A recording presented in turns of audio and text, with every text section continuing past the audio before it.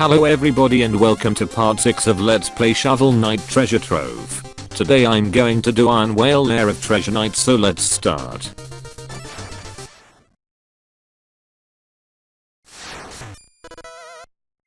First thing is those bubble in the end. Just stand there until they pop. And we have a new enemy. Hermitax are minor enemies that crawl slowly along any surface including walls and ceilings. The red and purple ones retreat into their shells when hit with a weapon, then can be knocked around the screen. They deal half a damage point, along with their metal variant. About that bubble block I forgot to tell, is they pop really quick. And we have another new enemy called Gobcano. Gobcanos are minor enemies in Shovel Knight. They remain stationary and shoot projectiles upwards in an arc, which can be reflected back to deal damage. They appear in the Iron Whale. This is probably trouble, but I always forgot to use my itches. And I'm right, it is. I really hate this enemy and his placement. Since you need to dig this pile and projectile of this enemy falls right where you are. I like how treasure is in the bubble and just float to the top. Try to save this shell. You have to use shell to break dirt blocks. And you need to kill Gobcano so you can climb the ladder. Just like that. And we have a new enemy called Metal Hermitax. Metal Hermitax are enemies that, along with regular Hermitax, can only be found in the Iron Whale. They are immune to most normal attacks. They can be temporarily knocked out if hit by the shell of a regular Hermitax, or if the surface they're crawling on is destroyed. However, after a few seconds of being stunned they will just poke their heads out again and continue walking. To prevent this, they shell once more to send a ricocheting around, temporarily knocking them out again. They unfortunately are rarely placed in rooms with regular Hermitax alongside them.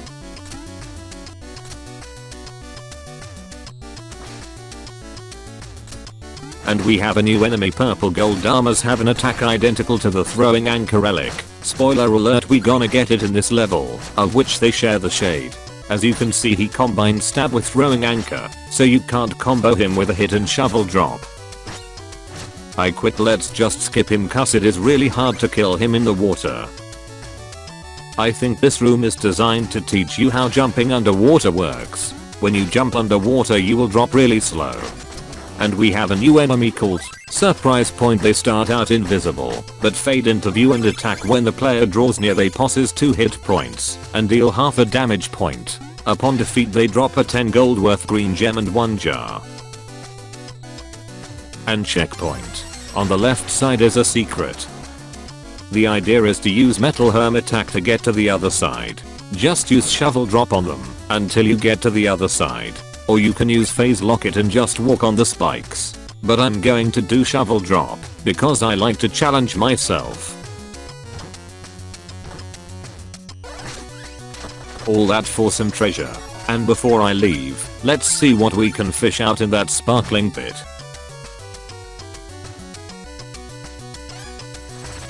I like how fish is swimming because we are underwater. I can show you how to do this room with phase locket, but I'm too lazy to change my item. When you stand on these platforms they will rise. Don't stand on them for long, because I think they crush you. This time you need to be more careful than before, because if you stay for long on the platform you will die, because spikes are insta kill, and water doesn't make this easier.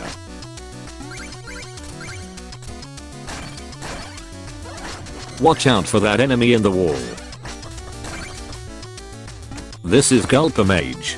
They have 4 hit points and deal half a damage point. They drop 2 red gems worth 50 gold and a jar when defeated. Gulper Mages always float above the room. They can summon a shield of green whirling orbs before launching them at their target, but leaving their defense open in the process.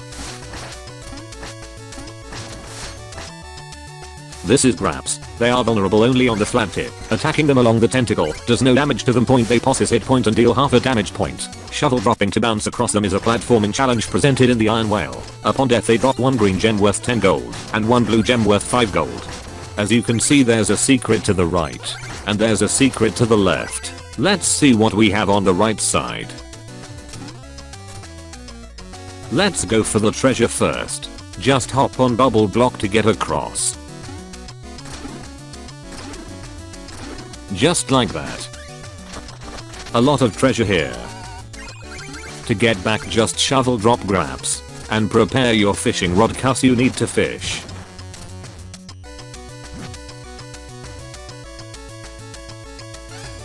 And its first music sheet of the level. These graps enemies are on the timer. They will change constantly. Don't worry if you fall in the pit, you should go there. When I first played this game I thought you need to go where that diamond is, and if you fall in another pit you will die. These graps are stationary, so you need to destroy them one by one. So you need to kill them one by one, until you open the way. There we go. Long time since we've seen a checkpoint. There's a lot of treasure here, so let's collect it before I go in the next room. And my boy Chester is here, let's see what is selling now. But we can't see what Chester is selling, because we have a mini boss called Teethalon. The fight is split into two sections. Initially the Teethalon chases player who must evade it until they reach the arena. When they arrive, Teethalon becomes vulnerable, as his chest will open, and he will perform a fast charging attack shortly after sitting in place, and he and player must fight it out. It has a total of 12 hit points. Teethalon's only weakness is to strike the glowing orb in the chest on its lure. The chest is immune to a shovel drop, and can only be slashed at. Throughout the chase and the direct confrontation, Teethalon will continually spawn mini anglers from its writhing tongue. These smaller fish swim towards Shovel Knight, dealing damage if they hit him. If they miss, then they simply continue in the direction they were headed in. They can be killed with a single hit, and can be shovel dropped to bounce over gaps between platforms during the chase.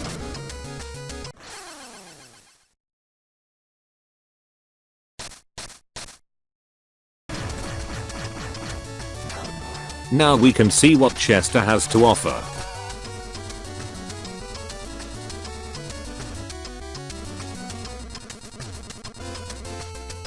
Throwing anchor, an unstoppable arc of destruction, 3000 only, so let's buy it.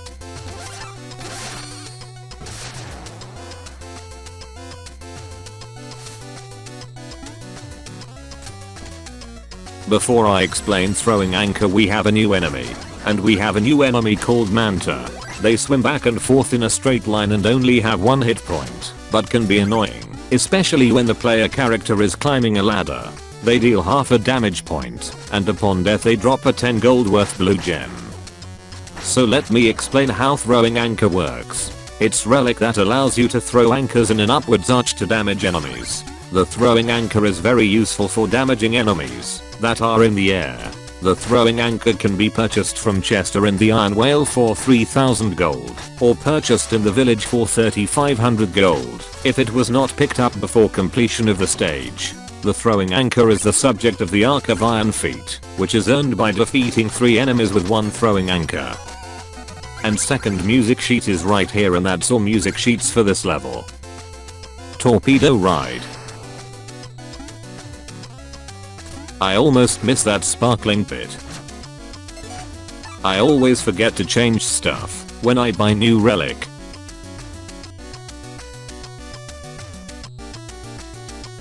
Finally. Come back here, you stupid golden fish. No, stop blinking. And it's gone. All that for nothing.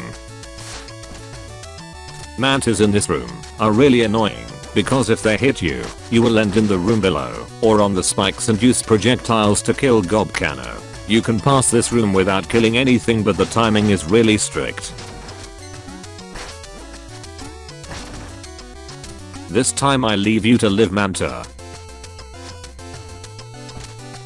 This is Torpedo. They appear as copper-colored missiles, and are launched either at regular intervals, or by activating a connected lever. Torpedoes act as moving platforms that the protagonist can stand on, but will explode upon hitting a wall. In this room they are on intervals. In the last room you need to activate them by attacking a lever. I missed. What a save, did you see that? I can't believe I did this. One step to the left. Oh my god, I can't believe I did that. Let's try that again. I hope I will do this right this time.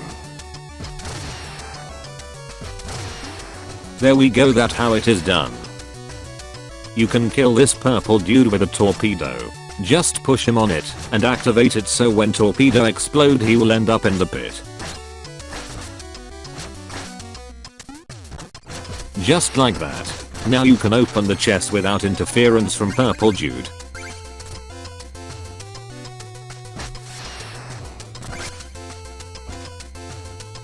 Anchors are a platforming challenge in Shovel Knight. They are attached to the ceiling with chains above pits throughout the Iron Whale. When the protagonist draws near, they fall swiftly down and ratchet slowly back up. When they are falling, they can strike and damage the protagonist, making him lose one full health bubble, also often knocking him into a pit. When they are attracting, the crossbeam acts as a platform on which can be jumped on. Their falling however also affects enemies, and if they get hit it will instantly kill them, even for some strong enemies immune to normal attacks. You need to have a good timing on your jumps here. It helps me count 1 to then jump on 3. This is not good. It's best to wait. And again, this is bad.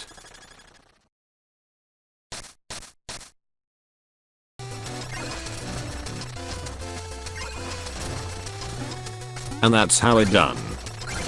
And there's a secret room up there. 3 Gakano and 1 purple gold armors. Funny thing I noticed right now, why are they called gold armors when they aren't made of gold? They should be named purple armors or something like that. I think you need to defeat the enemy first if I want to collect that treasure. And we are done with this room.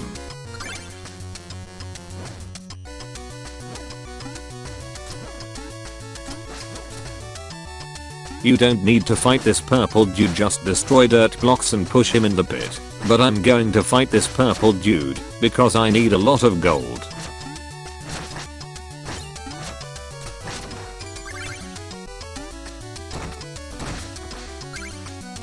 When I played this game for the first time I got stuck here for like 20 minutes because I didn't know you can break that thing on the right. I found about it by accident when I hit the shell and ricochet off the wall, breaking it in the process.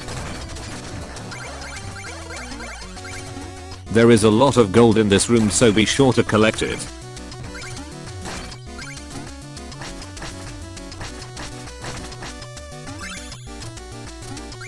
And this room is finished, so let's go to the next one. Just stand on the torpedo and attack now. And attack now. And attack now. And attack now. And this room is also finished. And final checkpoint of this level. It's boss time.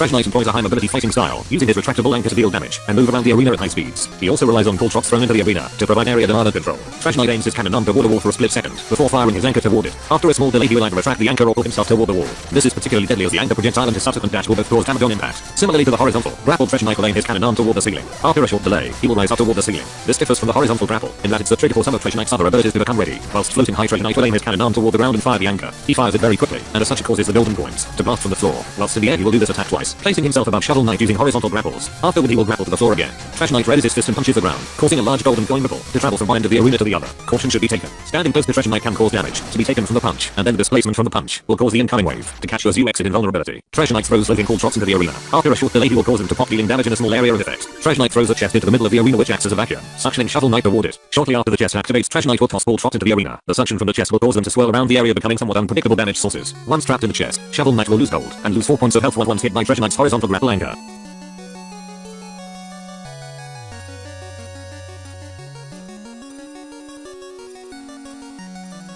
Before we finish, let's give the bard his music sheets.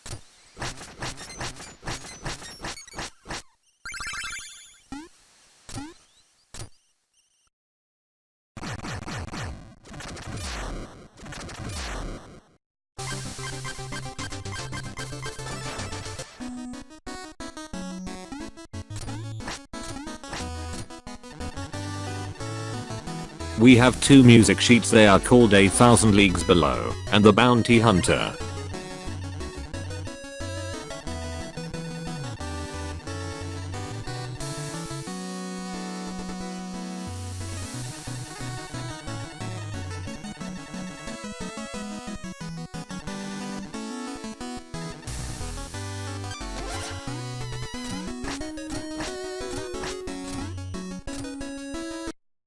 And I'm going to end the part here. I hope you enjoyed, and I will see you in next one.